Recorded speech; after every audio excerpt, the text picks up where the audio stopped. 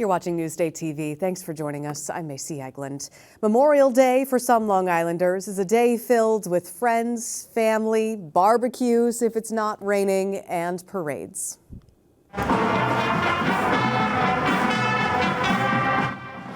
This one kicked off earlier today in Huntington Village. It's also a very solemn day as we salute those who have died serving our country. Sherry Einhorn spoke to Long Islanders who honor the meaning behind the holiday.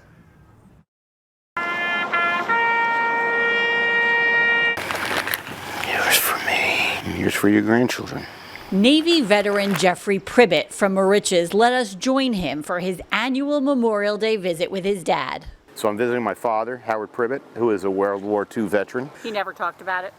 No, I never did. So I just, say that hopefully he can be proud that, I served. I think about the meaning of the holiday.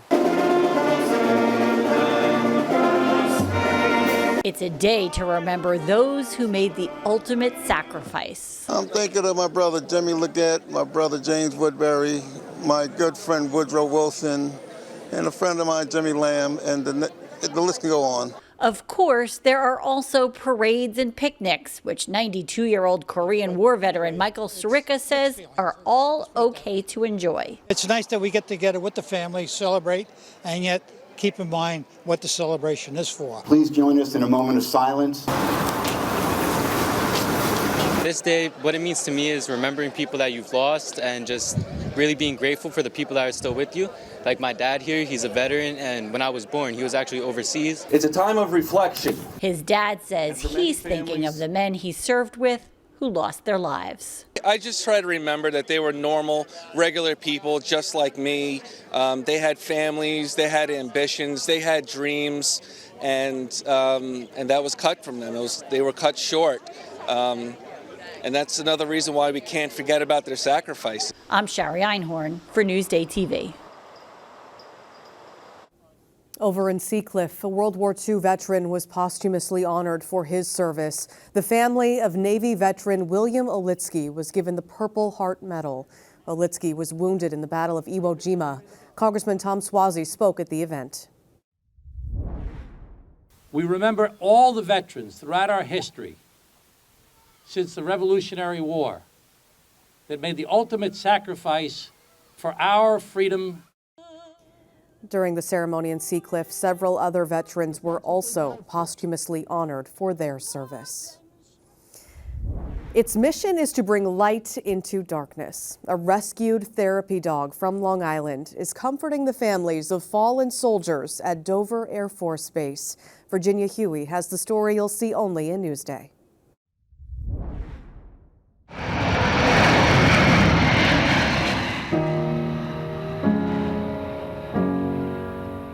Every day here at Dover Air Force Base, dignity is the first to arrive.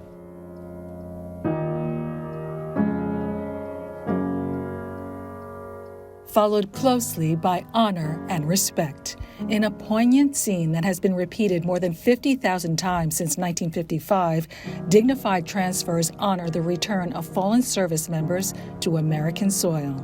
It is a solemn duty carried out by an elite unit known as Air Force Mortuary Affairs Operations. We provide dignity, honor, and respect to our fallen and care, service, and support to their families. The emotion is raw. The families are experiencing seeing their loved one come home for the first time. To help ease heavy hearts at the base, Captain William Kilgore recruited a very special assistant for the mission. His name is Blaze. The 3-year-old standard poodle joined the ranks of the Air Force unit as its first therapy dog last year.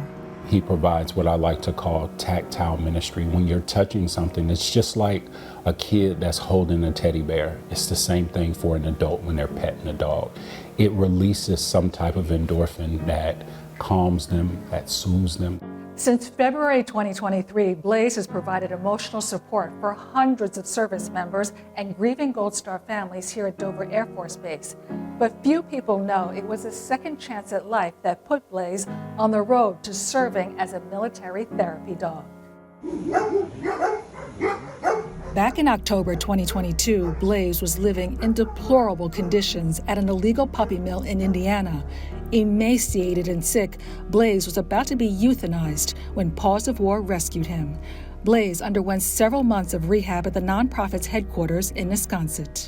Although he was shut down, he realized he was safe, and that's when he started showing his true colors. His personality came out, his love for people came out, and his intelligence. When Paws of War co-founder Robert Messeri heard the Air Force was looking for a four-legged recruit, he donated Blaze. The K-9 comrade's main duty is to comfort families of the fallen. It's definitely a hard but honorable mission. Blaze also extends a helping paw to the mortuary affairs team, standing by members during dignified transfers and lifting the morale of those who dress and prepare fallen heroes for their final resting place. You can go pet him, you can talk to him, or just having him there brings that whole light into the darkness.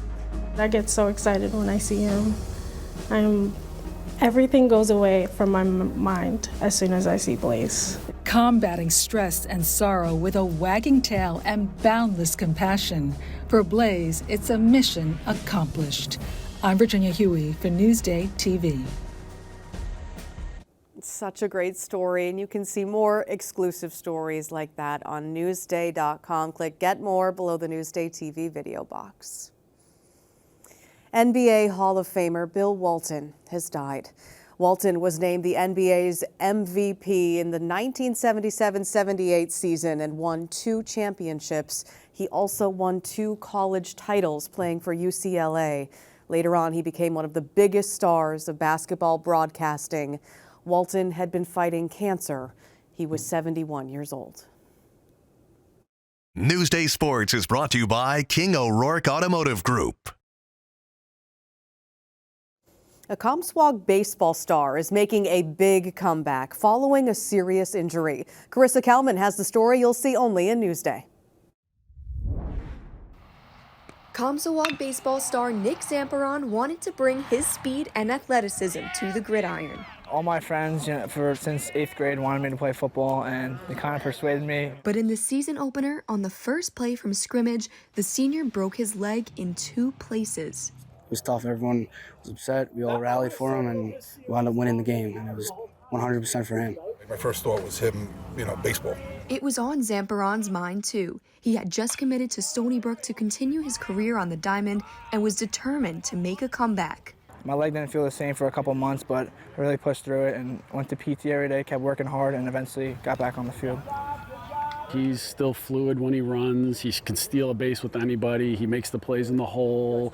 The balls in the gap are doubles for him. It looks like he hasn't missed a beat. Did you ever think you would see him at the speed on this field now? I mean, he gets on first base, and before you know it, he's on third. Moving around the way he is now, it's amazing. The shortstop, pitcher, and leadoff hitter is back, and perhaps better than before. I definitely think I improved my speed. I think I run faster, and ultimately I think I'm playing better.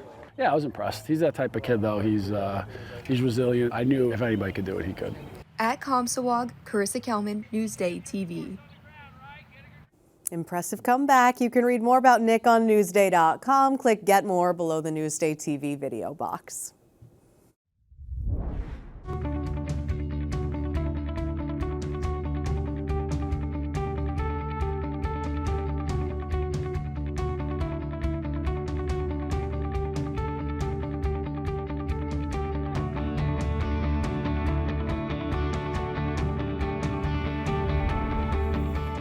Now let's take a look at your Long Island weather. Beautiful weekend, but today we had to deal with that rain, right?